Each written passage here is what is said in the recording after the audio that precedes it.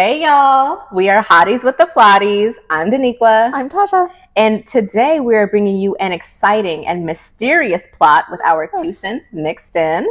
Books are our main focus, but we will also summarize things like movies, shows, really any media that we want, but we have primarily focused on books lately.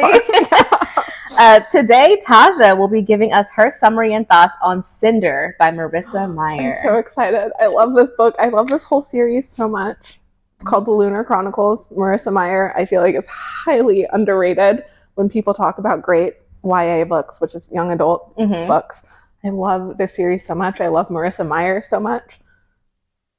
Before we get into all of that, disclaimer, and then we can talk about how amazing Marissa Meyer is. I'm excited. But before we get into it, we just want to remind everyone listening, watching this video is not a replacement for reading the book itself. So we encourage everyone to read the book before or after you listen to us for an enhanced overall experience. Then under fair use, we will be summarizing and giving our own commentary. Of course, it's always easier to criticize than it is to create something. So again, we encourage everyone to just experience all of our stories for yourself. Indeed. Okay, now we can get into it. Okay. So I will give you the general kind of gist of this series.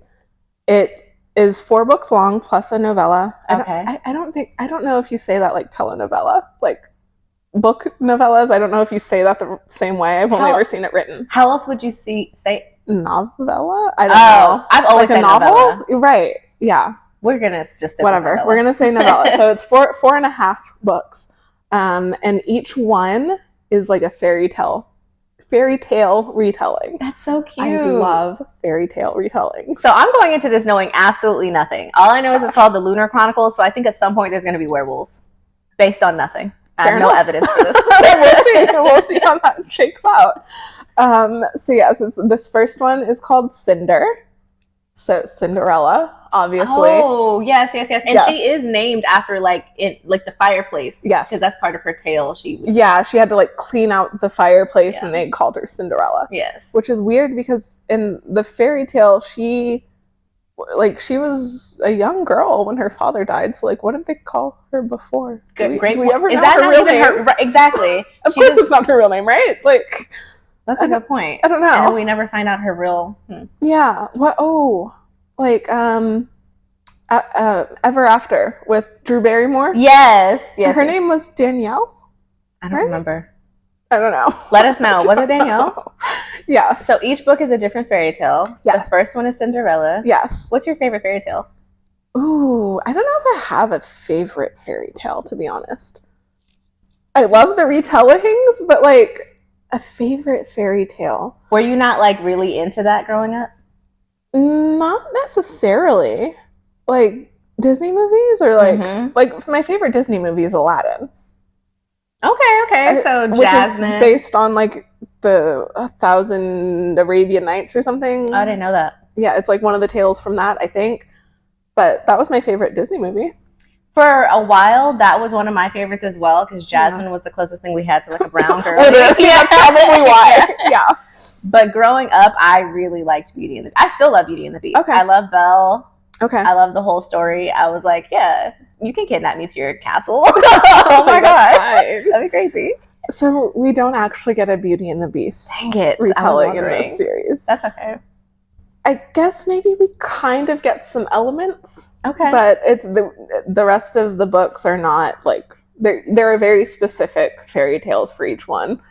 Okay. So well, I'm excited for this first one with Cinderella. I do like Cinderella too. So do you want to know what the rest of them are, or do you just want to be That's surprised? What I was wondering. I was like, maybe I should. I think I want to be surprised. Okay. All right. So y'all are gonna get surprised too. Okay. So that's all I'm gonna tell you. We're gonna get into the plot, so I'm not gonna give you anything else to go off of. But that's the basic framework of how this series goes. Marissa Meyer also has done a standalone retelling of Alice in Wonderland. Ooh. Called Heartless. So good. I find it interesting that you like that because we've discussed before how you don't like the horror genre. And growing up, I did not like Alice in Wonderland because I thought it was too scary. And I was like, this is terrifying. Yeah, honestly, the book is a little dark. And like Through the Looking Glass and like all that type of stuff. Anything where like a young child is getting lost somewhere, like Wizard of Oz used to scare me. An American Tale with Fievel the mouse, all of that frightened me. I was like, someone find them. Yeah. Where is their capable adult? So I find it interesting that you really liked that. Yeah, so it is a little dark. It's like the origin story of the Queen of Hearts. It's so good though. Okay. It's so good. As an adult, I think I can handle it. Yeah, and it's not like super scary because I think it's still meant to be a YA novel. So like it's not super graphic or anything, which is usually what I don't like about the horror, like the really gory graphic stuff. And then she's also done a 2-part series of Rumpelstiltskin. I love Rumpelstiltskin. Ooh, oh my gosh. Oh, she has 2 books, Gilded and Cursed, I believe, is the second one. I haven't actually read the second one yet, but I need to. I need to reread the first one before I can get into it. I always love the Tale of Rumpelstiltskin. Anything that involves like riddles or like in the show Once Upon a Time, he's my favorite character. I haven't really seen. You haven't seen Once Upon a Time? I started watching it. I saw like a few episodes and I never kept up with it. I feel like the first half of it is so good. Okay. And we will leave it at that. Okay. Yeah. So, okay. That's Marissa Meyer's kind of whole deal. I think she's written another series that I haven't read. I want to say it's called Renegades. But I'm deep in her fairy tale lore. Yeah, you mentioned you really like her writing style. Yes, yeah. I think her world building is so unique, and it's just so cool. And this book also kind of hits on my other favorite genre, like dystopian kind of futuristic, like Earth things. Yes. So it just hits all the right notes. Oh, okay. I love dystopian stuff too, so I'm excited. Yeah, yeah, I feel like it counts. Anyway, we'll get into it. So the first line of this book, I think I did that in my last book that I talked about and read the first line. So the first line is, the screw through Cinder's ankle had rusted. The engraved cross marks were worn to a mangled circle. Oh, so that's how we are introduced to Cinder. She has a screw through her ankle. Yes, she is removing her bionic foot. Oh. It's not like in her. Oh my gosh. I was like, they really took this fairy tale. Yes, no. She has a bionic foot and a bionic hand. Her foot is basically too small. She's outgrown it. So she is getting a replacement. Interesting. Yeah. We learn that Cinder is the only full-service mechanic that is at the weekly market in New Beijing. Okay, a lot to take in here. And we kind of get the gist that the other vendors around her don't like being next to her, but we don't really know why. Okay. They're just kind of shooting her dirty looks and like... I hope it's not like mechanical racism or something, like robot girls here. Oh, dang it. It's mechanical racism. Yeah, so anyway, yep. And then we kind of get like a view of this market, and through that we get some of the world building. So we see people are talking to robotic shopkeepers. There are ID scanners that you pay for things with in your wrist. You scan. Oh, we're doing that. We're doing that future. We have kind of what I picture like you see in Times Square. Like on top of buildings, on the side of buildings, there are these giant net screens with like ads and news and gossip channels. And then we learn that Cinder also has, in addition to her bionic foot and bionic hand, she has an audio interface in her brain. And not everyone has that. No. So she can turn down noise. She can... Right? Oh my gosh. I wouldn't need to sleep with earplugs anymore. I was just talking to someone 2 days ago about how I wish I could have subtitles in real life. And I know to an extent our phones can do that a little bit now, but that the technology is not perfect. Yeah. But like literally if, like across my face. Yeah, across my face, like as people are talking, that would be, and I imagine what she has could probably do that if she turned on the setting. We'll see. Okay, there's a bunch of kids playing out at the marketplace. They're playing Ring Around the Rosie. And one of the shopkeepers is like yelling at her son to get away from Cinder's booth. Like, don't play over there. We don't associate with her. Okay. So meanwhile, Cinder is like disconnecting her foot and starts like cleaning out the socket in her ankle. And someone plops a big old android like down on her table because she fixes things. She's a mechanic. What is an android in this? An android, basically like Rosie from the Jetsons. Okay, got you. Yeah, they're kind of my like robot humanoid maid or something. Yeah, okay. They're like humanoid kind of. They're, I think, from my understanding, they're like pretty small, like 2-3 feet high. Okay, but they do all sorts of things like in this world. R2D2. Yeah, okay. Yeah. All right, so she looks up and she looks at the guy who has like dropped this android on her table. It is Prince Kaito. Oh my gosh, what's he doing here? Of the Eastern Commonwealth. What are you doing here? How did you find me? And you were right. Like, Cinder, in addition to her audio interface, she has a retina display. And pretty much whenever, it's kind of involuntary from what it seems like, because as she's looking at him, her retina display is just like showing her all of this information about Prince Kaito. I love how accessible all of that is. Yes. Right, yes. So we kind of see the first like Google hit. It's not Google, but whatever. And they're off-brand Google. Right, yes. And it's something, the first like most recent story about him is something called letumosis research. Letumosis. Like, okay. I'll spell it on the screen. I'm over here like thinking like, okay, osmosis is this, then like okay. Yep. So Prince Kai, he's like, hey, I'm looking for Lynn Cinder. Like, is he here? And she like stands up. She's like very awkward. She's bowing, and he's like, can you chill? I'm trying to like be. He's like, I'm just a person. Yeah, I'm trying to be inconspicuous. I've got my hoodie on. Oh, so no one else knows that this is Prince Kai? No one else knows. He doesn't have guards around. Like, yeah. Okay. So he's like, yeah, do you know who Lynn Cinder is? And she's like, that's me. That's me. And so she's like, yeah, what's going on? He's like, oh, my android just stopped working. It's like, she's been with me since I was a young boy. Like, this was my nanny. Pretty much. Oh my gosh. Yeah, like it was his tutor, and now she's just kind of like his companion advisor kind of deal. She won't even turn on. I'm referring to her, her name is Nancy.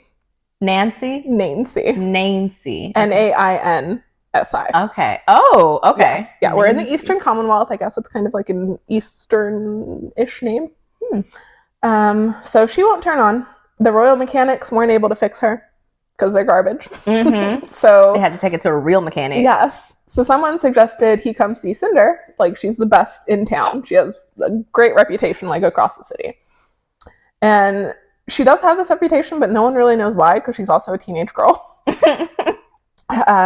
So kind of we understand that the reason why she's so good is because she can like pull in like blueprints and stuff into her mind and like see what's going on. She can even plug into androids like with the control panel on her neck. I mean, surely she's not the only person with this technology, though. Has no one else figured out that you can use it for these purposes? Okay. We'll see. But she doesn't tell him any of this. She wants to keep it hidden that she's a cyborg, is what she's referred to as. Can't he see her hand and her foot? No, because she's wearing gloves. She always wears gloves. Oh. She always wears just like plain like work gloves. And then like shoes or something. Right. Okay. Yes. Okay. Yes. So no, he doesn't know. And she doesn't want to tell him. Because we learn that there is prejudice against cyborgs for some reason. All right, so she's like, well, maybe like she's just old and like you should get a new one.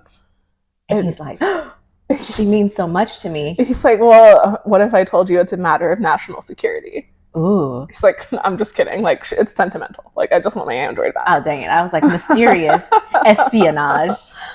When he says this, though, Cinder's handy retina display, there's a little orange light that flicks on.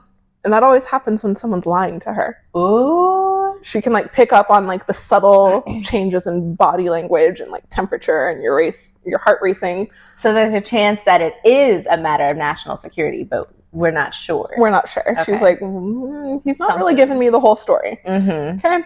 But we're interrupted by Cinder's android Eco. She rolls in and she's got Cinder's new foot. Oh, okay. And she's like, get out of here. Yes. What is that? She's like, oh, thanks for bringing me this for that customer we had. Like, he's going to be very happy. And Iko is like, I don't understand. And she's this like, is go for away, you. Iko. And Poor then, Iko, just doing their job well. Yes. And so she introduces Iko to Prince Kai, and Iko tries to flirt with him, basically. I love Iko. I didn't know the androids were programmed in that way. Well, Kai makes a comment kind of similar. Okay. And he's like, oh, she's got a unique personality. And Cinder is like, yeah, there's probably like an error in her personality chip. And Iko is like, I am not a programming error. Like, excuse you. Yes. Although, if we're being for real, any dystopian future that involves robots is also going to involve people who use robots in interesting ways. So I'm sure that there'd be some programming like that. Yeah. So Iko does have some personality. I love her. Mm-hmm. All right. So they get back to like examining Kai's android. Kai is what he's like, call me Kai. Like, you don't have to call me Prince Kaido.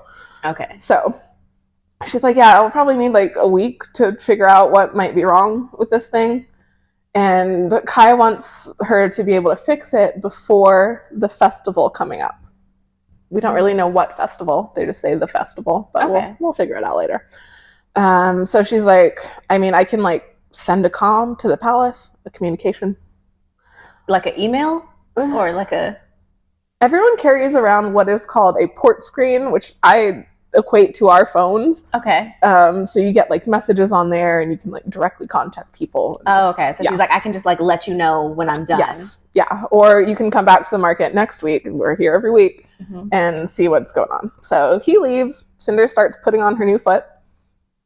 And she hopes that her stepmother, Adri, doesn't notice because the foot is very expensive. Oh, and they're supposed to be saving money and probably only using it for things that the stepmother wants to use money for. All of a sudden, someone screams, blood-curdling scream out in the market square.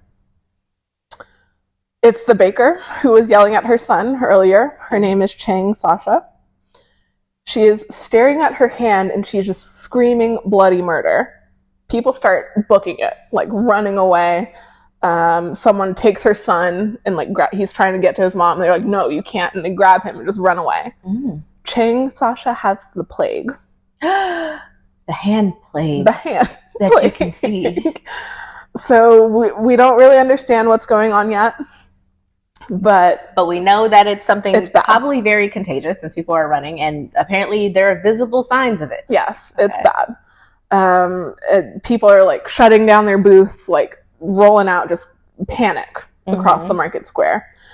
And Cinder's like, we have to get out of here, but like Iko is going to get trampled in the crowd if we try to go now. So she covers her mouth with like some rags, so we it's contagious, whatever's happening. And she shuts the like gate on her booth, like I'm picturing a metal door, like a garage. All right. So meanwhile, there's an emergency hover car that comes and takes Sasha away. And a crew of people comes in and burns her entire booth to the ground. Wow. Yes. It's that deep. It's that deep. Okay. Yep.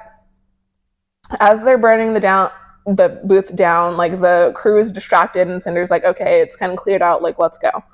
So she and Iko go. They grab Kai's android. They leave.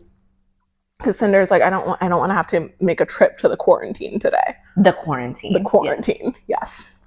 All right, so they're walking away through downtown, and they start to see on the net screens that are on the buildings a live feed of like the fire in the market square where they burned her booth, and we see a ticker of like the infection toll like mounting. Because more people are okay. Yes.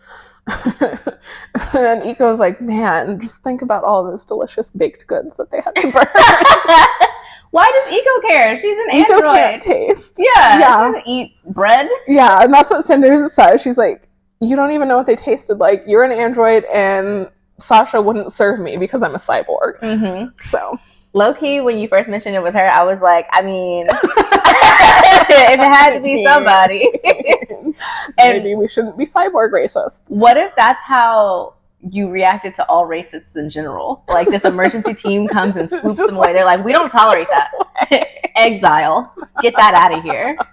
Yeah, right? Yeah. So maybe that's like a metaphor for something. Maybe. Who knows?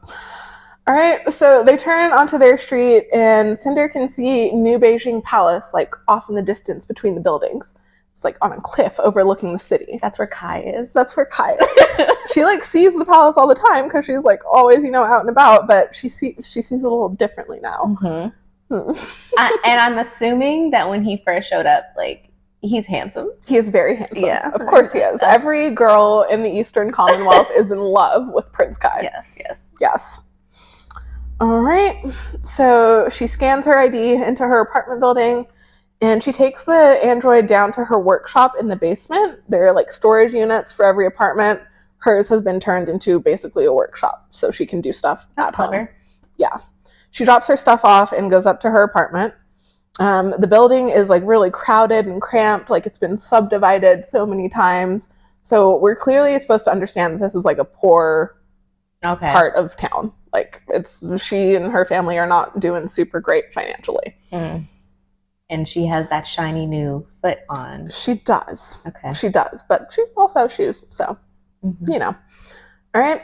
Inside her apartment, we get to meet Adri, who is her stepmother. And then Peony and Pearl are her stepsisters. Is now a good time to mention the fan cast? I was going to do it at the end. Okay. But we can do it at the end. Okay. Well, we'll do this at the end. Tune in for the end. We have something special for y'all. Yes, we do. Okay. So Adri, stepmother, Peony and Pearl are the sisters. There's 2 P's. Right now, the girls are being fitted for custom gowns. Yeah, see, this is traditional Cinderella story. Yes. For the festival. For the festival, which also, there's a ball involved with the festival. So Pearl is the older sister. She's 17, I believe. Peony is 14, and I don't think I said this before. Cinder, I believe, is 16. Okay. Just, And we're going to assume the prince is also 19. Okay. He's 19. A teen of some sort, yeah. Yes.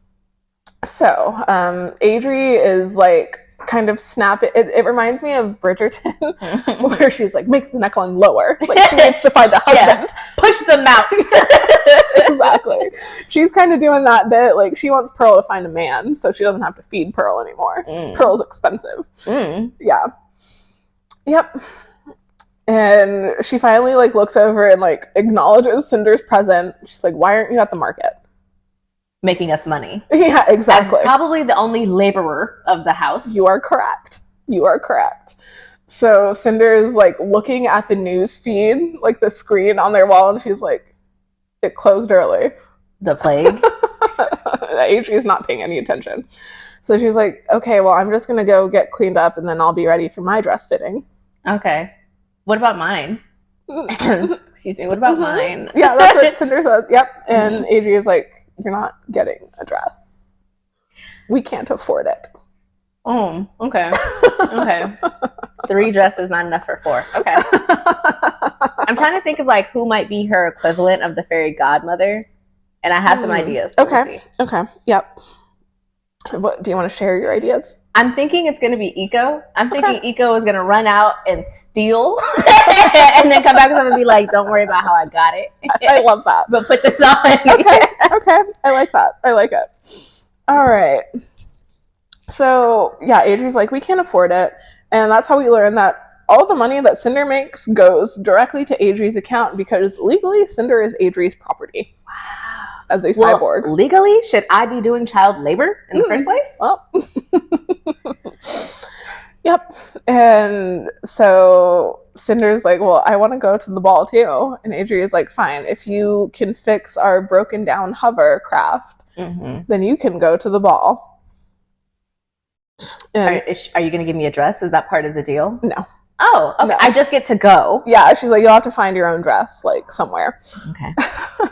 So Peony is really happy about this. She's like, "Oh my god, Cinder, like, you get to go to the ball. Like, yay." Pearl is pissed. So Peony is kind of like the sister who does not realize that there's indiscriminate, like, treatment between them and is like, "Oh." Yeah, she wants to be friends. Like, we're friends, but she also doesn't realize, like, hey, you see how, like, there's a... Yeah. Yep. Yeah, and Pearl is just, like, rude. Like, Pearl hates her. Okay. The feeling's mutual, so whatever. And it doesn't really matter in any case because Cinder sees her little orange light going off. She knows Adri's lying to her. She's not going to get to go to the ball. Okay. How are you going to stop me? Yeah, every citizen is invited, which I also have logistical questions about because at some point we learned that there's like millions of people in New Beijing. So like, how is everyone invited? Where are they holding it? At the palace. But like, at the palace? Yeah. Okay. But like the ballroom can only be so big. Mm-hmm. But that's never addressed, and I think that's just like you just have to suspend disbelief. So it's fine. Or I guess people just like can't afford to go to a ball. Like everyone can't afford to just go to a ball. I mean, even if I don't have a dress, I would go. This is my only chance to probably see the palace. I'm going. I'm gonna put together like a really cute grass skirt or something. Yeah. So those are the things like I sometimes think about, just like, but it's never really. It doesn't actually really matter. Okay. So. We see Prince Kai comes on the news, and at this point we get some exposition about this ledumosis. Right. Yes. So it's a disease. It's the plague. He has it? No. Oh. No, but we learn about the disease just kind of through like exposition. But I thought that word popped up when she was talking to Kai. Yes, because well, he's not the emperor, but as part of the palace, like he's discussing their research into how to cure it. Gotcha. Yes. So the first outbreak of this disease happened about 12 years ago in a tiny little town in the African Union, which I'm like, why did it have to start in Africa? And that's what I was thinking too. I was like, okay, racist disease, but all right. All right. And since then, it has just like surfaced in completely like unconnected places around the world. It's strange. It's not like it started there and just kind of spread outward. It's just like popping up in random areas that aren't connected to each other. There hasn't been a whole lot of progress in trying to research any kind of cure. And the plague is always deadly. You get it, you die. 100%. Okay. And it shows up in some sort of physical way. Yes, which we will learn about later. Okay. Yes. So we learn that Adri's husband died from the plague. Cinder's dad? Cinder, no. Oh. No. He contracted the disease in Europe during the trip where he adopted Cinder. Where are Cinder's biological parents? We don't know. Okay. We don't know. She was 11 years old when she was adopted from Europe. Okay. So we learn about him. His name was Lin Garin. He was an inventor, but apparently he wasn't super successful because he didn't leave his family much money when he died. But maybe Cinder learned some of her skills from him? No. Oh, okay. Because he got the disease when he went to pick her up, so she doesn't really remember him at all. Because this disease, ledumosis, like takes you out in like a couple of weeks. Oh my gosh. Yeah.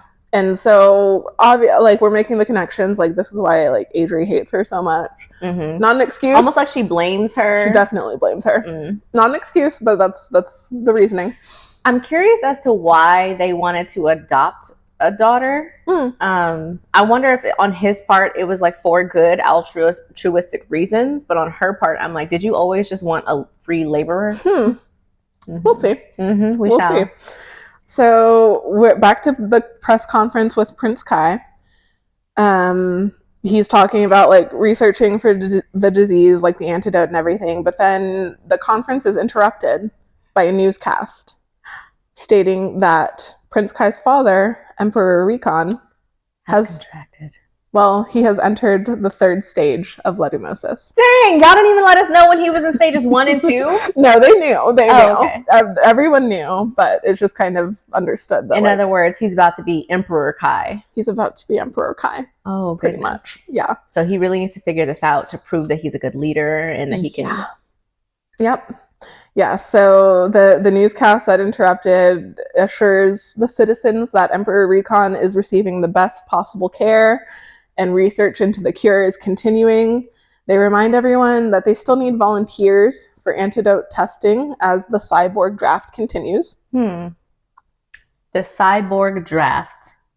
Yeah. You were just going to skirt past that? Yes. We're drafting cyborgs as though there's a war happening? Well, we'll see. The war. Yep. Mysterious. And then the newscast ends saying that the 126th annual Peace Festival will continue as scheduled in spite of Emperor Recon's illness.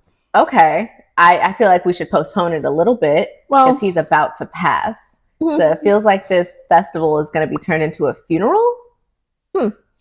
Okay. So they go back to like the press conference, and Pearl, meanwhile, she's like, well, I know a cyborg they can take for the draft. And that's when we learn a little bit more about the cyborg draft. So this draft began a year ago.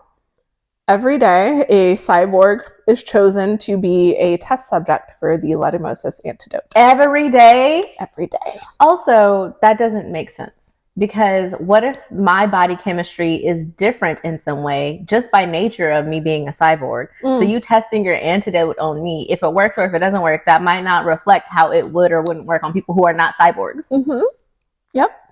Yeah. So this is marketed as an honor for cyborgs, and supposedly it is fair because cyborgs received a second chance at life due to science and like advancements in science.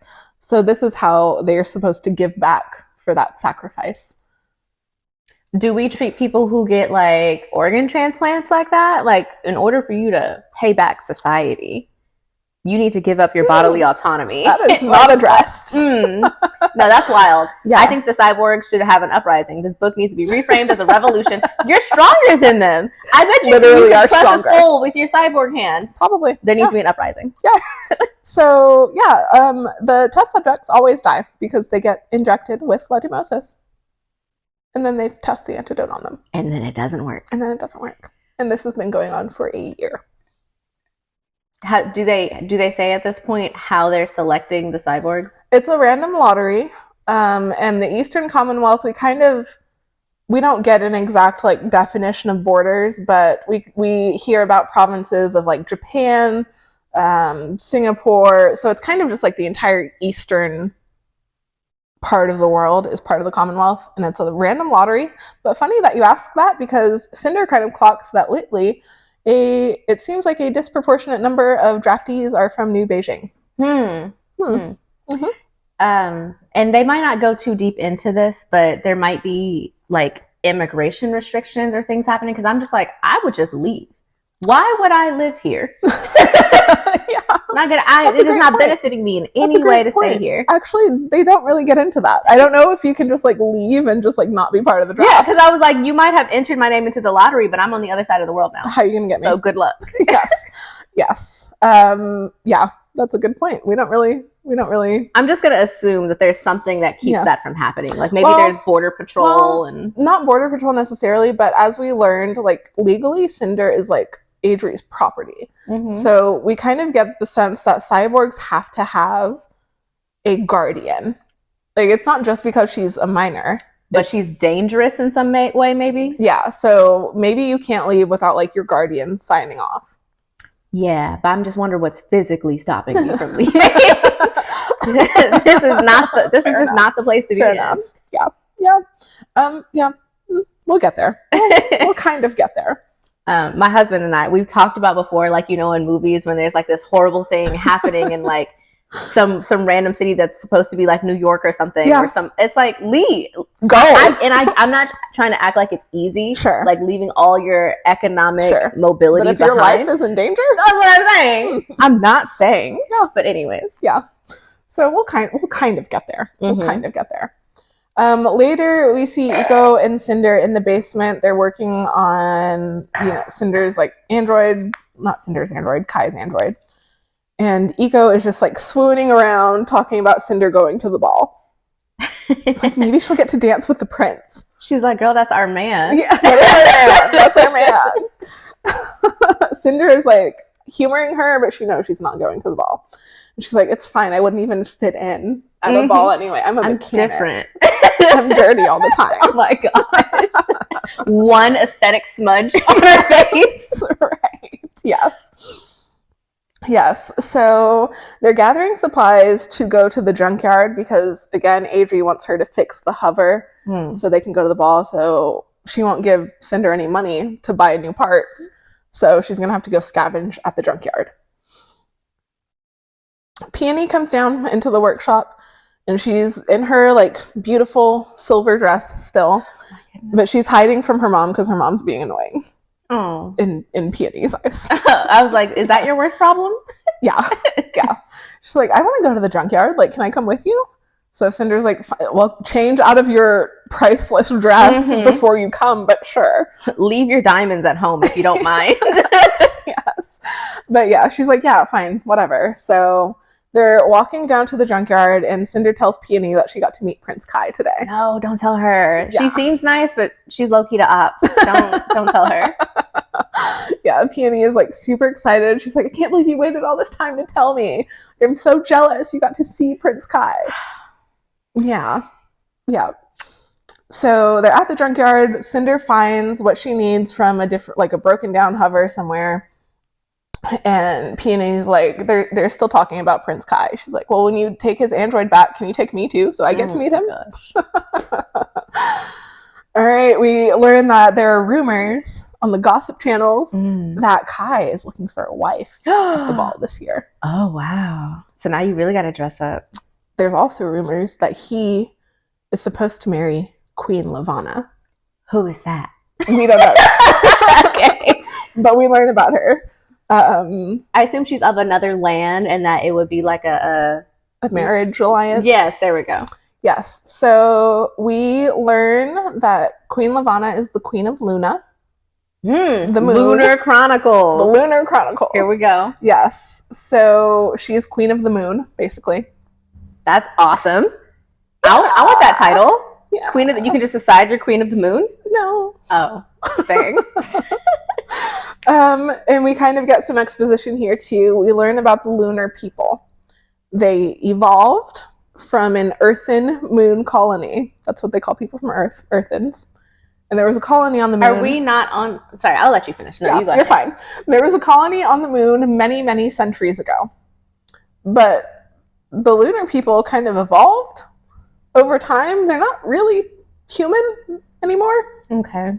Yep, they have powers. Oh, snap. They have what is called the lunar gift, and they can alter bioelectrical energy and make people see, do, and feel things. This sounds really cool. I feel like the tone you're using is like, oh, something like bad is going to happen connected to this. But so far, it sounds cool. I want moon powers. If you can make someone do anything, you can exploit that very easily. Be abused and all of that. Yeah. Yes. Yeah. So Levana is the Queen of Luna. She is the Queen of the Lunar people. And we learn about some rumors surrounding Queen Levana. Mm-hmm. There are rumors that she murdered her older sister, Queen Channery, to take her throne. She allegedly murdered her husband to make a better match for herself.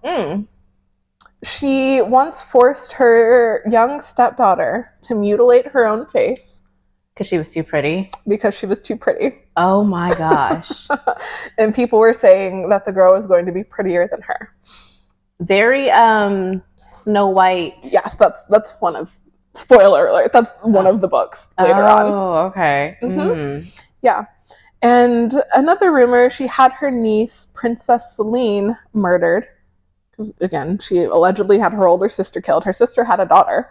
Who would have been queen. Yeah. Yes. She had, allegedly, had Princess Celine murdered when she was 3 years old. Celine died in a nursery fire. Oh my gosh. With her nanny. Dang. So, it's just a rumor, though. It's just a rumor. But if all of the people who were originally on that moon colony developed these powers, can't they like fight back against her? Like, well, there are different levels of having the power. And she's got the highest level. Basically. Okay. Basically. Her bloodline is the strongest. And later on, I guess it's not really a spoiler, later on we kind of learn that they're very superstitious on Luna, and someone who has the royal bloodline always has to be on the throne. Like, that's one of their big, like, rules. So, like, even if her stepdaughter would have been prettier than her or whatever. She couldn't actually take the throne. So then she really mutilated her face for no reason Literally. other than vanity. Literally, yes. Allegedly. But I mean, if there are this many rumors about you, if it was like one or two, but yeah. Okay. Yep. I wish she wasn't abusing the moon powers because they sound kind of cool. Yeah. Because you could use them for good. Like, what if someone's having like chronic pain and you're like, no, you're not. Yeah. So yeah. And then we learned that there's like conspiracies surrounding Luna and this whole royal family too. There are some people who believe that Celine survived and is out there somewhere. Is Celine the niece? Yes. Okay. Yes, and she's out there just like waiting to take her crown back. So we'll see. All right. Iko comes across another. I think I know what you're thinking. I just don't want to. Okay. But I feel very heavily that. You go ahead. Yeah, but we'll get there. We'll get there. We don't want to spoil it for the audience. Exactly. So Iko has found. Drop a comment if you think you know what we're talking about. Yeah. Okay. So Iko finds another hover that might have some good parts. So they're like, oh, let's look at it and see what we can get. They're moving stuff out of the way. It's kind of hidden behind all these other like parts and stuff. And they realize it's not a hover. It's actually a very, very old gas-powered vehicle. It's a car. It's a car. Oh. Yes. We don't know how to use this. No, we don't. It's a garish orange color. And Iko is like, it looks like a rotting pumpkin. Oh, that's cute. The pumpkin, okay. Yes. All right, so Cinder starts like having, lights going off. Yeah. Yes, and she's like, actually, what if I try to restore this car and use it to escape from New Beijing? Yes. This is what I've been saying. Yes, absolutely. That's the plan. Yeah, she's like, that probably isn't really like possible. Like gas is like crazy expensive. I'll have to find parts. Like, where am I going to find parts to fix a car? Nobody has cars anymore. This car is from the second era. Like, we're in the third era. Of course. So whatever, she's like looking, she pulls up a kind of map of the vehicle's like internal electronics, and she's like looking to see what's missing, whatever. And she like looks at Peony. She's like, yeah, we can all escape, like we'll make it out of here. Peony is not the person to be talking about this with. Well, she's telling Peony this, and then she's like, what's that on your collarbone? On Peony's collarbone? Or on Peony's. It's a ledemosis bruise. No. Yeah. No, Peony was the only semi-nice sister. Yes. It's a bright red bruise surrounded by purple rings. Dang it, that's really distinct. Yeah. Yep. This is like, the scene is actually like really, really sad. I can only imagine, because Peony is so young. And so young. I'm imagining her response to this would be like, don't tell nobody, I'm gonna cover it up with makeup, still go to the ball. No? Okay. She just starts screaming, she's sobbing, she's crying, she's like, get away from me, like you can't be here, you have to go. It's like trying to like protect her. It's heartbreaking. Like she falls to her knees and she's just like losing it. She just got a death sentence. She's 14. Yeah. So it's really, really sad. It's sweet of her to try to protect Cinder. Yeah. Is her name Lynn Cinder? It's the Eastern style, so her family name is Lynn. Oh, got you. Yeah, okay, yeah. Her first name is Cinder, what we call first name. So yeah, it's really, really sad. Cinder calls an emergency hover to come for Peony. It arrives. She's like, ledemosis case. Like, you have to come. The hover arrives. I feel like the stepmom's gonna blame her. Go ahead. Yep. Cinder gets tested like by a droid. The medical droids are all manned by androids. So she gets like a blood test to make sure she doesn't also have it. She's clear, luckily. The hover takes Peony away to the quarantines. That's so sad. It's really sad. It's Dang. really sad. And in the midst of all of this, Cinder is, of course, like heartbroken. She does love Peony as a sister, but she can't cry. She doesn't have tear ducts. Oh, I thought that her cyborgness was limited just to her hand and her foot. No, she doesn't have tear ducts. She has the thing in the brain. Yeah, she has like a control panel in the back of her head. I don't know if we learn this now or later, but essentially what happened to her, she was in a car accident, and don't look at me like that. She was in a car accident, and that's what injured her to where she needed like a prosthetic hand and foot and all that. Okay. And in the course of the surgery she did, they had to remove her tear ducts for whatever reason.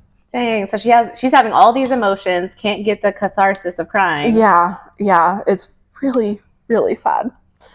So she's walking home and she's like, what am I going to tell Adri and Pearl? Like, what am I going to say? But when she gets home, they're sitting there with a medical droid already in the apartment. There's bandages on their arms. They've been tested. They already know. Mm-hmm. They've been notified that Peony was taken away. Of course, Adri is furious and blames Cinder because she's a terrible person. And, gosh, Cinder is trying to defend herself. She's like, I'm upset too. Like, I love Peony too. Like, she's like, well, why aren't you crying? Pretty much. Yes. She's like, can your kind even understand how to love? Your kind. Wow. Like, these are people who just have prosthetics. Yeah. Like, it's kind of crazy. Yeah. So, yeah. And Adri is just like out of her mind, which to some extent I can understand. Your child is going to die, pretty much. And she's just like rambling. She's like, I told Garen, I promised him when he died, her husband, I promised him that I would take care of you. I've fed you and clothed you all of these years. But I know that Garen would want our children to come first. So she's giving Cinder up to letimosis research. She legally can do that because she is Cinder's guardian. Y'all gonna have to catch me. The other side of this is that the families of the volunteers get paid. Yeah, I bet that's a nice little bonus for you. Yeah, and Cinder does not go quietly. She does try to fight the droids as they are trying to basically arrest her. But one of them gets hold of her wrist and just manages to like shock her to where her brain interface shuts down to protect her. And so she's basically unconscious, like, and they take her away. All right. So she passes out, and that's the end of a chapter. So I should have addressed this at the beginning, but during these books, we do get perspective switches between characters. Perspective switches. I do too. I don't think I've done a book that has those yet, so it's pretty good. So the next scene that we see, we switch perspectives to Dr. Dimitri Ireland. So I feel as though since Cinder is our main character, and there are unwritten rules for main characters, I do think that she is going to survive this research and might even be like the key to the cure. But we'll see. Her name is on the book. So yeah, I was like, I don't think she's going out like this. Yeah. All right. So we see Dr. Ireland. He's currently reviewing a patient record. This patient is from Tokyo and has a 6.4% cyborg like makeup. Like they're 6.4% cyborg. Okay. So he turns to his assistant. He's like, this patient's too old. Like he doesn't have enough cyborg in him. Like we can't use him. Okay. So the assistant is like, what are you talking about? Like, yeah, that's how I'm feeling, because I'm like, he's right here. Like, what are you talking about? He's doing the letimosis research. Yeah, I'm just thinking, why do you need a certain percentage of cyborg to be a good test candidate? Again, ultimately, y'all want this cure mostly to work on people who have 0% cyborg. Yeah. So. Yep. Yeah. His assistant, she kind of is like along the same lines, but he's like, no, give him the placebo and let him go. That's not how random research. That's not how that's supposed to work. You're not supposed to just decide who gets the placebo. The whole point is randomly. Okay. Yeah. Right. Well, he's not a very good scientist. Yeah, apparently not. So his assistant was like, fine, whatever. As she turns away to leave, she's got like a long black braid. Mm-hmm. He hallucinates. The braid is like turning into a giant snake coming at him. The doctor hallucinates. Yeah. Okay. He's very old. That's just like a trait he has. It's just a trait he has. Yes. So another assistant comes in and tells him that there's a volunteer, a teenage girl with a high cyborg ratio. Yeah, volunteer. So he's kind of interested. He's like, oh, okay. And the first assistant is like, why are you so into testing this one? Like, what's going on? Like, you always seem to turn away the male cyborgs and keep the girls. What's going on here? Yeah, that's weird. Anybody gonna address that in any way? No. Nope. So Cinder right now is in a room with basically a one-way mirror, so they can see into the room where she's being held. But she can't see them. Yeah, and she's still out, so she can't see them anyway. But the assistant is saying like her internal wiring is like really expensive and high quality. They said she's fancy. Yeah. Yep. So they're preparing her to like test her for her exact ratio of cyborgness. And we switch back to Cinder's perspective. She's dreaming. She's kind of like about to wake up. She's dreaming that she's burning up on a bed of hot coals. And this is a dream she has often. I bet. Yeah, weird, right? But this time Peony is in her dream, which is like really sad. Oh. Yeah, she's like burning up too. All right, and then we see kind of messages scrolling across her retina. She's rebooting, basically. And she comes to, and she's in the lab. She tries to move. She's strapped down. She can't move. She's got straps on her arms and legs. She and Dr. Erlin kind of have some words about her volunteer sacrifice. Some expletives, maybe. Yeah. She's like, I didn't volunteer. My guardian put me up for this. I don't want to be here. They're like, that's the same thing to us. Yeah, turn off the intercom. Yeah. So there are medical droids attending to her in the room because they don't want people to catch the disease when they inject it into her. Oh, okay. So they're droids. They plug into the control panel at the back of her head. That's so invasive. Yes, and it's very visceral, the scene. She's like, I can't, I don't want y'all in my head, like, stop it. But they don't stop. Of course not. Yeah. So the scan finishes up, and she is 36.28% cyborg. Dang, I bet he likes that number. He does like that number. He's a weirdo. Why has nobody caught this man? Yeah, he's like literally like the head of research, like in the palace. He's probably the reason y'all haven't found a cure yet. He's like, I really enjoy doing this pilot study. Yeah. Yep. So Dr. Erlin comes over the intercom and he's like, okay, so now these droids are about to inject you with the disease. Like, they're going to inject you with leishmaniasis microbes. The microbes are magnetically tagged, so as a little treat, she gets to see them go from her arm across her body on a holographic screen. Awesome. Yeah. I get to watch the infection spread through my body. That's really fun. Yep. But hey, she's going to get injected with the most like recent batch of antibodies to see if it works. That's so cool with y'all's track record of developing antibodies. Yeah. And she's like, how many versions of this antibodies have you developed? 27. And none of them worked. None of them have worked. So she tries to fight back, but she really can't do anything. She's strapped down, so they inject her with the microbes. And at this point, the book is broken up into books, like, I guess, like... Book 1, book 2. Book 1, book 2, yeah. So that's the end of book 1. How many books are in 4. Oh, okay. Yeah. Yes. So that's the end of that. And we get into book 2.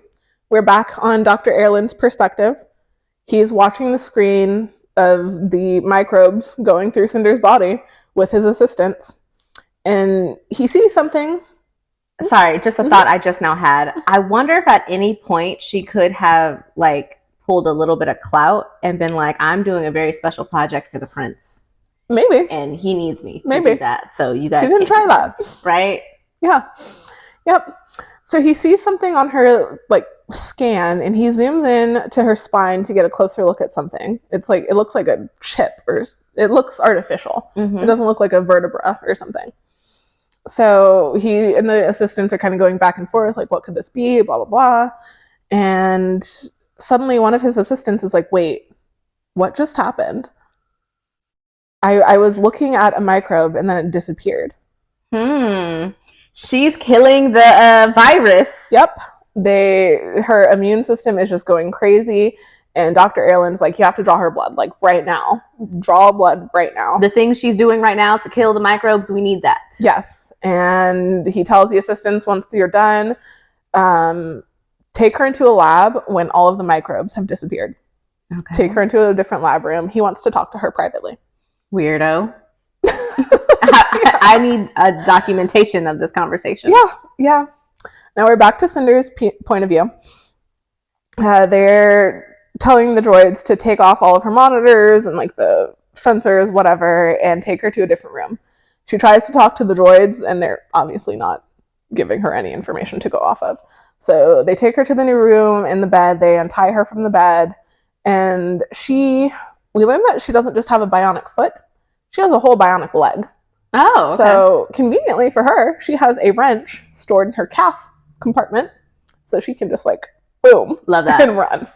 Love that. Yeah, next time, also put a little knife in there though. Yeah, right. But we'll settle for the wrench for now. We'll settle for the wrench. So she takes that out, and Dr. Erland comes into the room. She immediately just like tries to go for him, but then she's like, this is just like a little old man. Like he's tiny. He's small. He's not going to hurt me. He looks kind of frail. Girl, he is the leader of the research that is killing people. Yeah. Okay? It's not his body that's harming people. It's what he's doing with his mind and commanding people to do. So Yep. I would have taken him out, but... Yeah. So she drops the wrench, whatever. And he doesn't really comment. He's just like, whatever. I hope he doesn't have a weird crush on her. We'll see. We'll see. So he pulls up the diagram of her body, all her cyborg parts, and he shows her that all of the microbes are gone. She's immune to leishmaniasis. And he's like, do you have any idea like how this could have happened? She's like, no. Like, I don't know. He's like, anything in your childhood, like any kind of sickness, maybe you were exposed at a very young age, like anything. Can you remember anything? She's like, I don't know. My stepdad died from it. She's like, well, was there an outbreak in your village? But she doesn't remember anything from before her surgery when she was 11. She doesn't have any memories. When they installed the interface in her brain, they damaged the part of her brain that had memories. So she doesn't really know anything. And this is where we learn about the crash. She was in a hover crash. She was thrown through the windshield, and it landed on top of her and just like messed her up pretty good. Killed both of her parents. So yeah, she's like, okay, like I don't know what I could have done to be immune, but can I go? Now, can I leave? Girl, no, they're about to strap you down and keep taking blood from you. You're about to become like their cash cow. But maybe she could do this in time to save Peony. Maybe. We'll see. Yeah, and Dr. Erland's like, yeah, you can go, but like, will you continue to be a test subject, like actually voluntarily this time? I will pay you.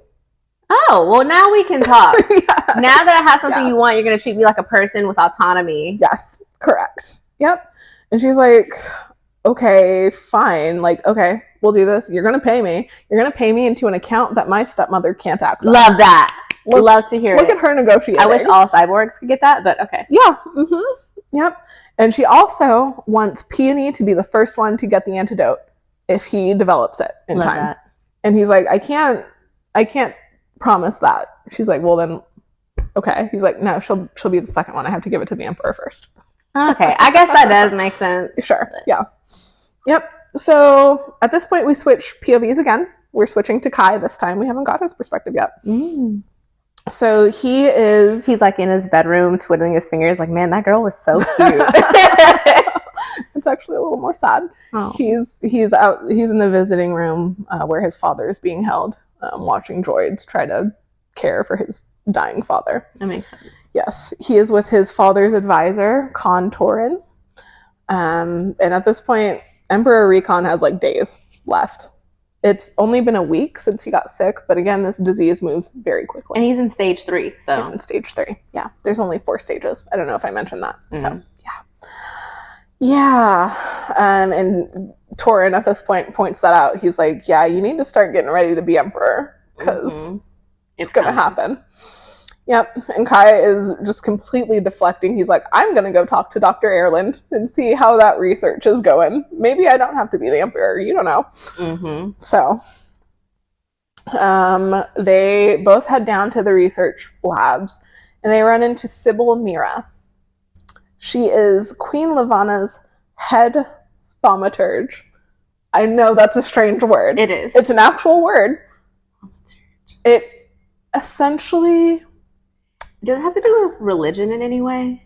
I don't think so. Okay. I believe it is like essentially a magician. I'm actually going to look up the definition. Oh, like that guy in like the King Arthur books? Yes. Like a wizard? What is his name? Okay. So Merlin, like Merlin? Merlin, yes.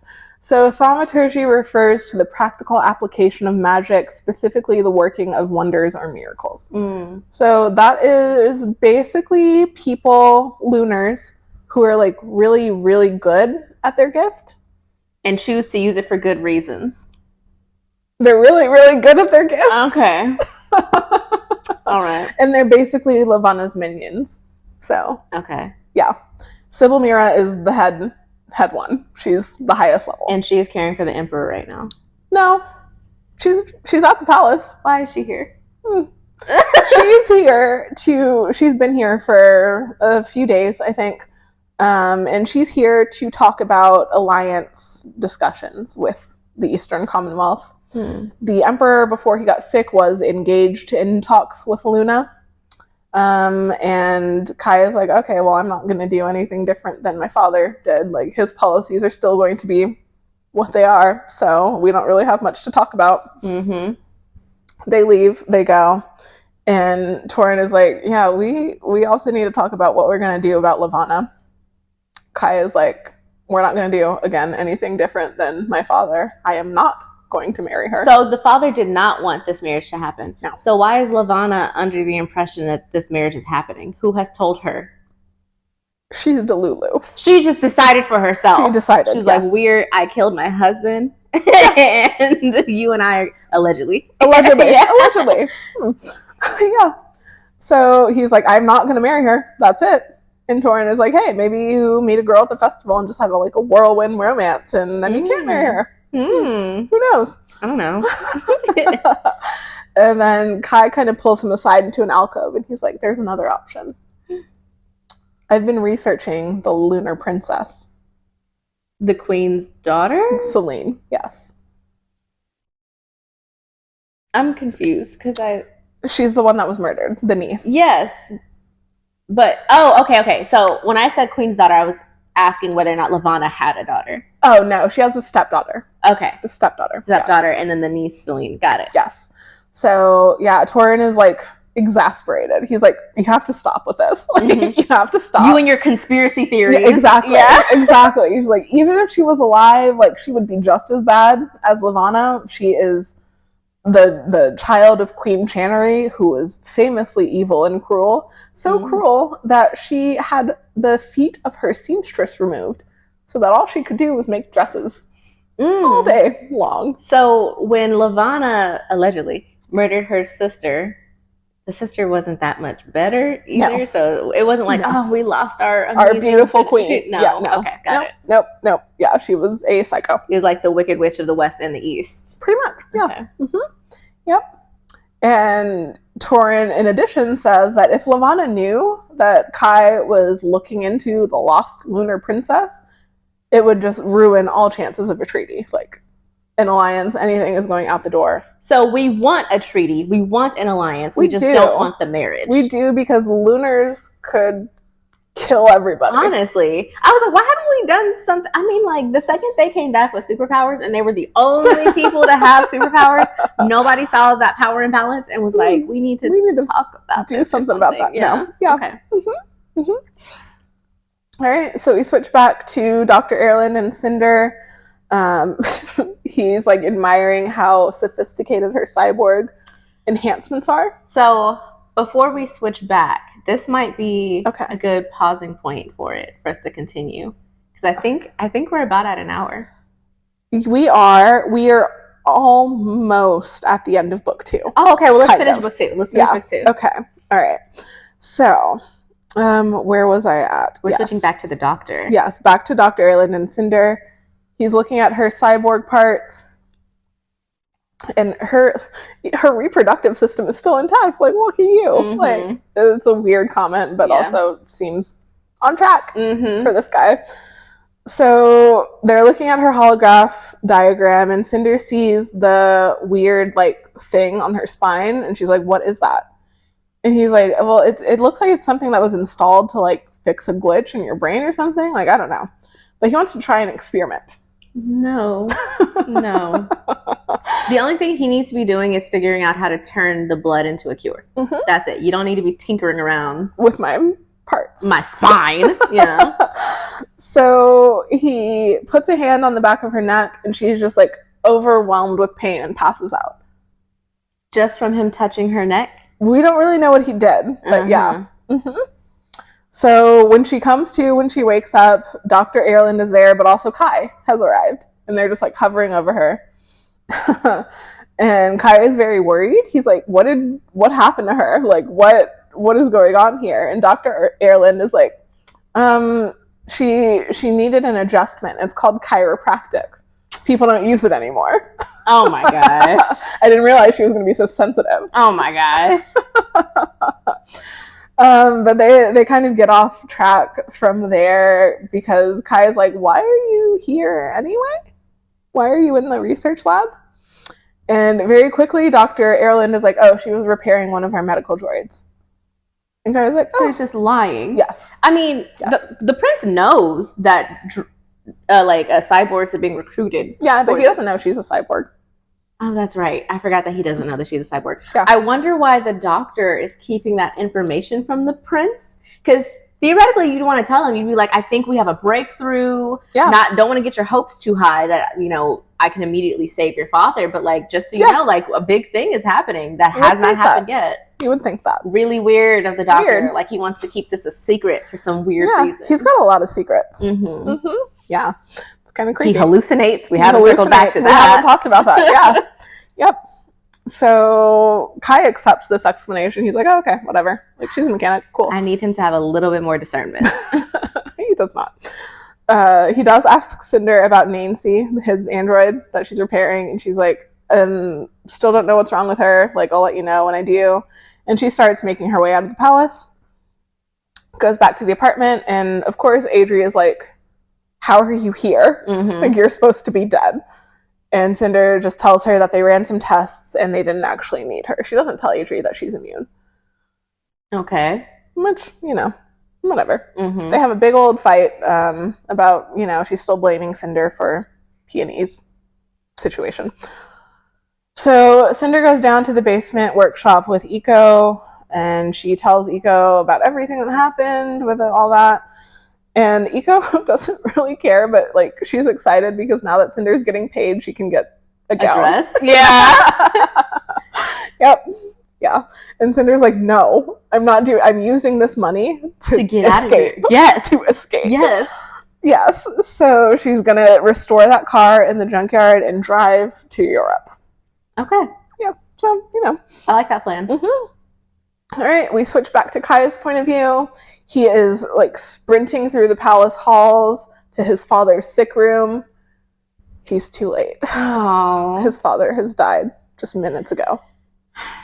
I think we could have anticipated that because it feels as though the plot was headed to a point where he was going to be handed a lot of power and have to figure out what to do with it. Yeah. So. Yes. His father's dead. He didn't make it in time to say goodbye. And Torin is by his side, his father's advisor, who is now his advisor. And he is a very pragmatic man. And he's like, I've already begun preparing for a press conference, which sucks. Like, your dad just died, but you can't, right. It's rough. That's rough, man. So he's like, I'm already like figuring out what we're going to tell the people and everything. And all of a sudden they get a comm from Queen Levana. Like, she must have someone spying. Because she knows. She knows already. Like, the Emperor just died. Just died. So we finally get our first glimpse of Queen Levana. But her entire head is covered in a veil. Okay. And the lunar explanation for this is that Earthens don't deserve to gaze upon her beauty. Yeah, it's beauty she's keeping under there. Yes, in reality, it's pretty much an open secret that it's called a glamour. Like, you can make yourself appear however you want with your lunar powers. That's called a glamour, but that doesn't transmit over technology, over screens. Because it works off of the brainwaves of people, so obviously. So that's, she don't want no one to see what she looks like. Yep. So in this comm, Levana is like, I'm coming to Earth post haste. So the lunar people currently live on the moon. I thought that they had like come back to Earth. No, yes. Luna is the moon. Well, why can't they just stay there and leave us alone? Okay. Yeah, why can't they? Yep. And Levana is on her way down to Earth to offer her deepest sympathies. Yeah, I'm sure that's it. And her warm congratulations, because he is now the Emperor. And her hand in marriage. She's like, you're welcome. And Kai wants to tell her no. This isn't she's not like on FaceTime. Like, it's not a Zoom. It's just like a video message. Okay. So Kai is like, no, tell her she can't come. Like, what are we talking about here? And Torin is like, we can't do that. Like, we want to try a peaceful negotiation. We don't want to provoke her. Okay. So we switch back to Cinder's point of view. She is waking up to a message across her retina display that Peony has entered the 3rd stage of letumosis. Yeah. Yep. So we learned that Cinder was up late with Eco at the junkyard working on the car. But right now she's going to go to the quarantines to see Peony and bring her some like blankets and just like offer some comfort. When she gets there, it is pretty bleak. There are like hundreds and hundreds of beds. It's not really full. Like, there's not a lot of people. So she's able to find Peony pretty quickly, and she is in pretty bad shape. She's in bad shape, but she's awake. And it's really, really sad. Again, she's like, I'm being punished for something. Like, why is this happening to me? But she's also kind of happy because she thinks Cinder is there at the quarantines because she's sick too. She's like, well, will they let you have a bed next to me? Like, can we be together? It's like heartbreaking. So she tells Peony, she's like, I'm not here because I'm sick. I'm immune. And the doctor said that you will be the first one to get the antidote if they develop it in time. The liar doctor? Okay. Yeah. Yeah. So she promises she's going to come back and see Peony soon. It was very touching. Peony says, like, I love you. Like, they exchange.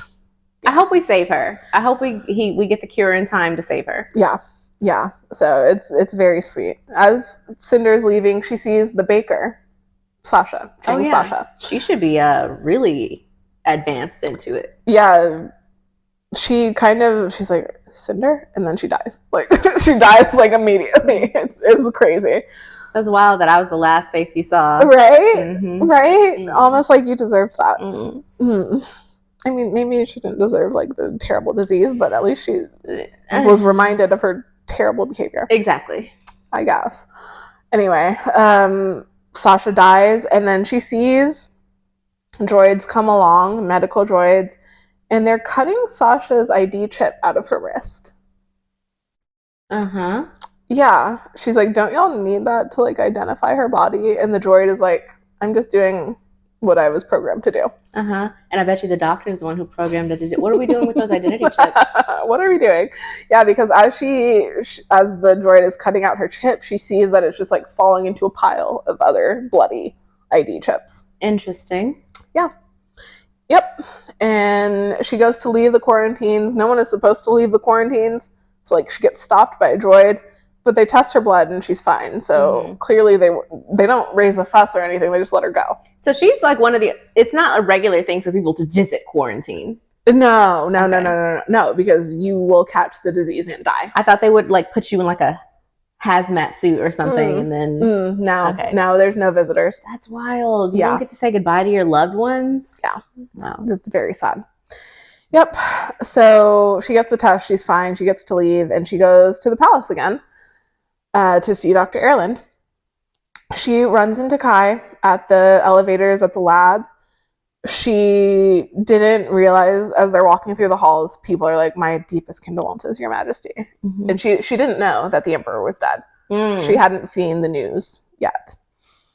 So Kai is like, yeah, I guess you guessed what's happened. She's like, oh, I'm so sorry, whatever. And he kind of confides in her and is like, Levana is coming here. He's like, I don't want to marry her, but I'm a little bit scared. Yes. He talks about like they have an entire army of androids taking every mirror out of the palace. Because she's ugly? Levana hates mirrors. I bet she does. Yes. Yeah, and he really like hammers into her. He's like, I sure could use my android. Wish it was fixed. Yeah, I could use the support of my childhood tutor right now. Is she not going to use this as a moment to be like, BT dubs, remember how that doctor told you I was in that lab for X, Y, and Z reason? No. That wasn't true. I was there for this. Like, no, because then she would have to tell him she's a cyborg. I keep forgetting that that's like... that's like a bad thing. Yeah. No, it's a source of prejudice for God knows what reason. Oh my gosh. Yes. Yep. So they get to the lab. They start talking to Dr. Erland. Kai is like, I've heard these rumors that you've had some kind of a breakthrough. Like, is that true? Dr. Erland is like, boy, you know better than to listen to rumors. So why is he keeping this a secret? This is red flags. Yeah. Yep. So Kai is like, okay, fine. Cinder's like, oh, can I take a look at that medical droid I fixed? Just make sure it's running okay. And Kai is about to go, but then he turns around and he's like, hey, Cinder, will you go to the ball with me? Oh my gosh. Oh my God. As like your date? I don't even have anything to wear. I own a dress. I'm a mechanic. Yeah, I'm just a girl. Yes. And she turns him down. What? That's the day that she is planning to leave. She doesn't tell him that, but she's like, everyone's going to be out distracted. That is a good day to leave, but like... But the ball. Okay, fine. She is being very practical, and I commend her for that, because a criticism I have of YA novels sometimes is that, like, I know that a lot of the times they're 16, 17, but sometimes they make decisions as though they're 12. Yeah. But she, I think, is pretty practical and reasonable. Yeah, so I commend her for that. I understand. Yeah. Yep. So she turns him down. Kai is very dejected, but he's like, oh, okay, I guess. Like, I can't make you go. So Dr. Erland and Cinder go into his office. And she's like, why didn't you tell Kai that I'm immune and that might have something like further research? Thank you. Yes. But Dr. Erland doesn't want to draw too much attention to this situation yet. He's like, yeah, once that news breaks, it's going to be crazy, but I'm not quite ready. I'm not ready yet. That's not the real reason. Does the orange light go off? Because like we don't see the orange light go off. I don't know. So she also tells him about the androids at the quarantine that are taking ID chips.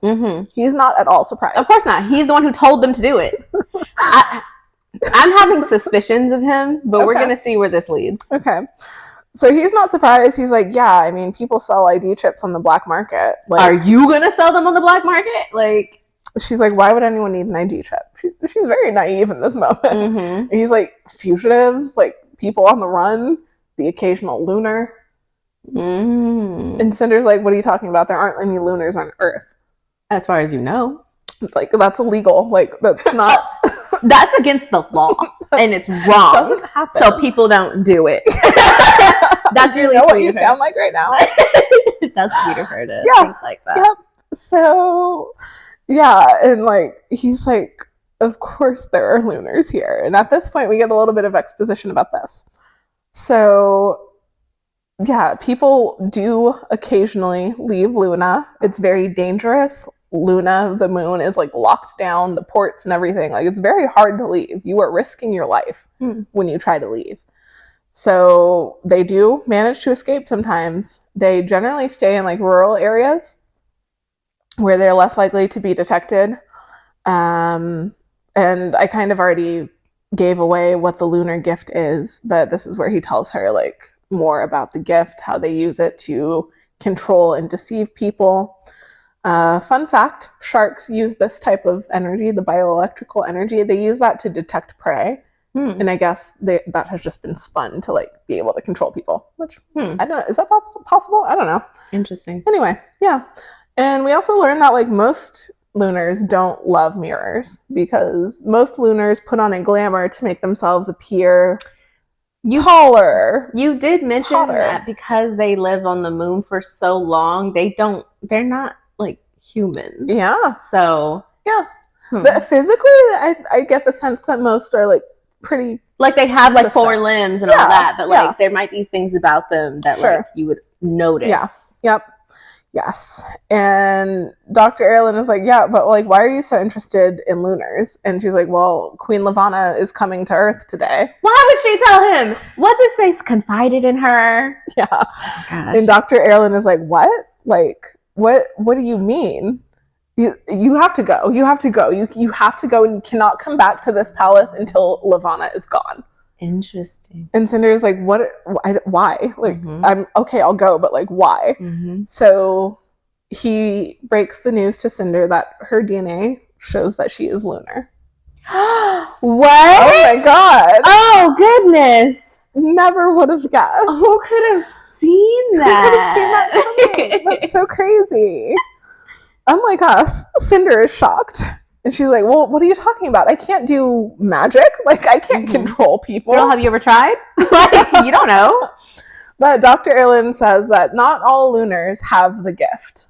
So it doesn't come to everybody. These people... She's a main character. She's going to have the gift at some point. These lunars are called shells. It is derogatory. Yeah, I can tell. Like, I'm a shell of a person. Yes, and they are killed at birth. This is one reason why people try to leave Luna and take their babies because they don't want them to die. It's kind of wild for you to have a society that's like, if you don't have powers, you're useless to us. Well, I don't think this is too much of a spoiler for a future book, but the killing of the baby shells is relatively new. Oh, okay. That's all I'll say for now. That's all I'll say for now. Interesting. It's been, 15-ish years. It's giving the prophecy foretold that one day a shell would come and rise up. Rise up. Right. So we've got to kill all the shells or something. Yeah, well, and the shells they don't have the gift, but they also can't be controlled. Ooh, that's dangerous for people who want to control. Yes. So that's kind of why they get axed. Yeah. Very interesting that he only chose to tell her that now, because he presumably has been known this information since he took her blood and did all that. Yes. Yeah, they did get interrupted by Kai at that point, but he could have called her. Yeah. Like, hey, this come is back. Kind of big news. Yeah. Yes. So he thinks that Cinder is lunar and that her parents probably took her away because she's a shell and they didn't want her to die. So her being lunar also explains how she's immune to leishmaniasis. All lunars are immune to leishmaniasis. Wait, we've just known that as common knowledge? That lunars are immune to the plague? We didn't all know this as common knowledge. But the doctor knew The doctor knew this. So the doctor could have been like, hey, can we contact the lunar people and ask them if they can help us develop a cure? Sure. Because they are immune. Sure. We could have been doing this. Asked that, okay. Yes. Yeah. We learned that lunars are the ones who carried the disease to Earth. Like, yeah, it spread across from all the rural areas where they would land after they escaped. And you mentioned how like it was popping up like randomly. Yes. So it's like, yeah. Just wherever they landed after they get away. Yep. So again, he's like, so this is why Levana cannot see you. She hates when people leave Luna. She hates shells. She definitely hates shells. And if Levana sees her, like, she's done for. She's dead immediately. So we cut back to Kai's point of view. He is standing on the palace roof waiting to greet Queen Levana. Her ship has landed and she is about to make her way to the palace. She finally comes down from her ship.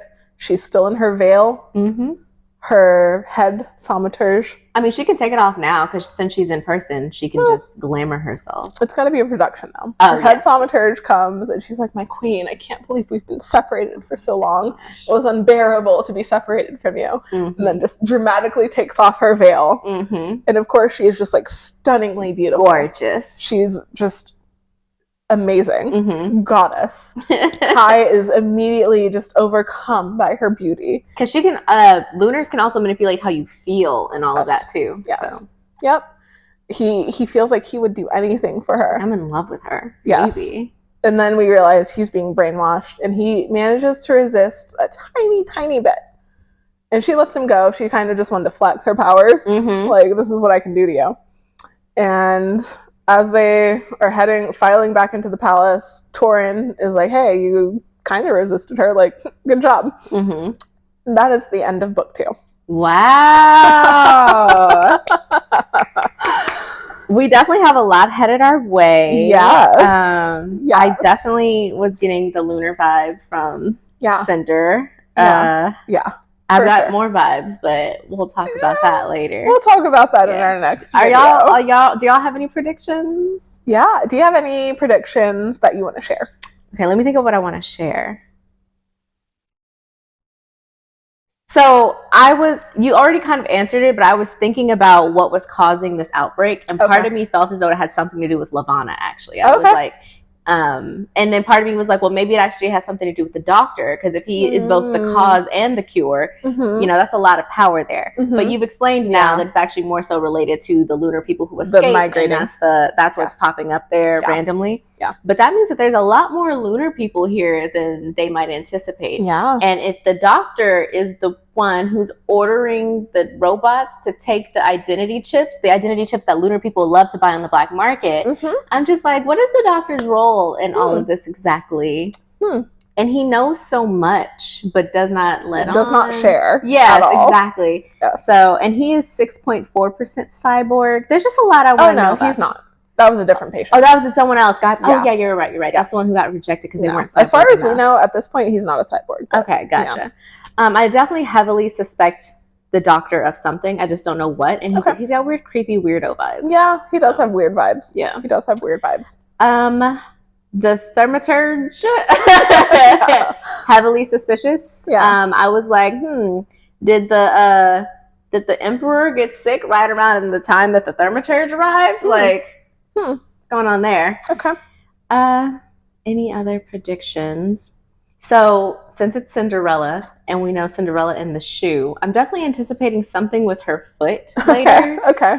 That sort of thing. But I don't know what. I can't imagine him walking around with her cyborg foot being like, who does this fit? Where did this go? I don't think that. But I do think it's something related to that. Okay. I'm wondering what his reaction will be when he finds out that she's part cyborg.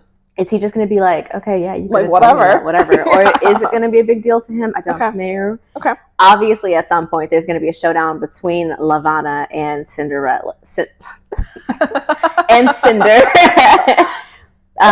They're describing her as a shell right now. Saying that that makes her immune to the powers. But that makes.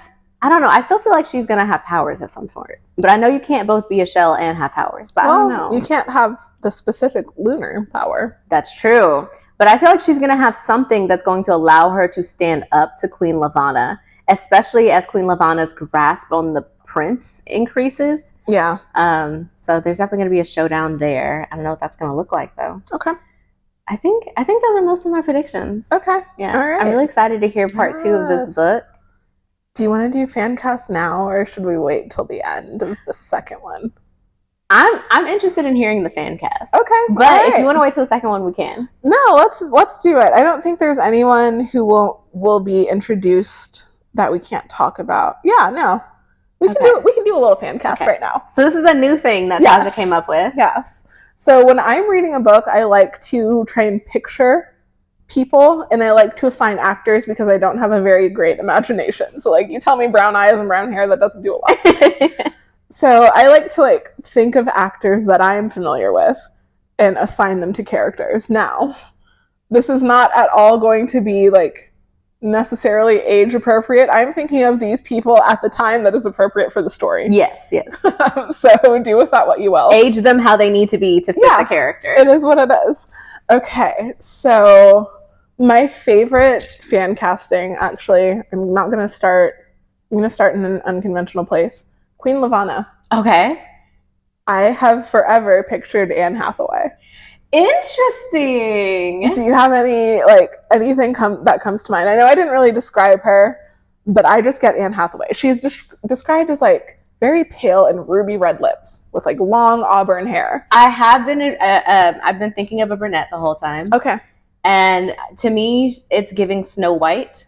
Yeah. Like, not Snow White herself, but the story of Snow White. So I have just like been filtering through every actress who has ever played the evil queen in some rendition of Snow White. And that's how I've been imagining her. Okay. Like someone who already appears very, very beautiful, but is easily jealous of someone else, like that type of person. Yeah. But I can definitely see it being like an Anne Hathaway. I wish I could see her in this role. Ooh. I've also been imagining like Angelina Jolie a little bit. Ooh, that's a good one. Like the cheekbones. Yes, that's a good one. That's a good one. She could pull it off. So that's my Lavanna. Okay. For Prince Kai, I'm picturing Will Sharp. Who is that? He's in White Lotus, I believe. The latest season. I haven't seen it. Okay. Just like go look him up. Do you know anything else that he's in? No. Because I was trying to think of like age appropriate Asian actors. He's still not really age appropriate, but he's very pretty. Cute. Yeah. And Kai is described as kind of having like long-ish hair, like not super long, but like to his shoulders. Oh. So I think he would be cute. We'll put pictures up. It's fine. I've been imagining, because back in the day, I was, watching Avatar: The Last Airbender and Jake Long, American Dragon. So I've had a little bit of Dante Basco in my head from when he was younger. Oh, so that's a good one. A little bit of that. That's a good one. Okay, for our main character, the namesake of the book. Yes. I have someone in mind. Granted, Cinder is not really ever described. I am picturing her as Asian because she lives in the Eastern Commonwealth, but she was adopted from Europe, so we could go a lot of different ways with this. Mm-hmm. But Lola Tung is a young actress in the Amazon series The Summer I Turned Pretty.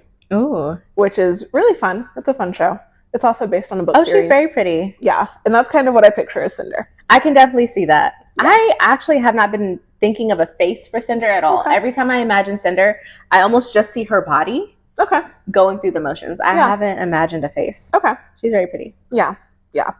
And then for Adri, Cinder's stepmother, Constance Wu. She was in Crazy Rich Asians. Yes, I love her. I think she would play evil really well. Yes. So she's a little young, I think, but that's okay. I love her. She's really funny. Yeah. I know her from Fresh Off the Boat. Oh, I've never seen it. It's so funny. Yeah. She's the mom from Fresh Off the Boat, and she's she is a mom. Okay. Yeah. Okay. She's really, really funny. Right. I thought maybe she was a little young for that part, but okay. And then I've got, what do I have? I have two more. I have, for Emperor Recon, we don't see him very often, but I'm thinking maybe we could see him in flashbacks. I don't know. Mm-hmm. But I love. I think I know who you're going to say, but go ahead. Tell me. Are you thinking of the dude from Lost? Yes. Yes! That's what I'm imagining! Hiroyuki Sanada. Yes, I love him. He's such a good actor. He would probably be wasted in this role because he just dies immediately. Yes, and you would be like, I need to see more of him. Yes, I love him. I believe he's also in Samurai that show on Hulu, I think. So that's who I picture for the Emperor. And then for Torin, the advisor, Daniel Day Kim. Like, come on. Jin from Lost. Oh, yes. I was not imagining someone handsome for the advisor. That's and fair. Daniel Day Kim is like very handsome. Yes, that's fair. The advisor was just for me. I don't know why, but when I think of advisor-like characters, my mind always goes to the guy in Aladdin. Jafar. Okay. Like someone who's like weaselly and like like that type of person. Okay. And I have no evidence that he's like that. So far, he's actually just been helpful. He's been great. Yeah. But if you're an advisor, that's where my mind goes. That's really funny. Yeah. That's all I have. Did I miss any? I didn't have anyone for Peony and Pearl. Okay. I don't have strong feelings about them. What kind of person have you been imagining for the Doctor? Ooh, kind of like a what is his name? Willem Dafoe type? Oh yeah. Someone mad. Yeah. And I didn't mention this. He has a European accent, so he's from Europe. So Willem Dafoe is American, I think, but it doesn't matter. But I'm kind of picturing that vibe. I didn't have like an exact. Yeah. Okay. Yep. Anyone else? Am I missing? I think those are the main people. The main people. Yeah. I miss Peony and Pearl. I'm sorry. Let us know your fan cast. Yeah. Are you thinking of anybody? Who have y'all been imagining? Yeah. But catch us for part 2 of the first book of the Lunar Chronicles. Okay. I wanted to get this done in one video. Y'all know we be yapping. It is what it is. So. But we're excited to catch y'all for the next one. See you next time. We've been hotties with the plotties. Bye. You have reached the voicemail of Taja and Daniqua. We can't come to the phone right now. But if you like, comment, subscribe, and click another episode, we'll be with you shortly.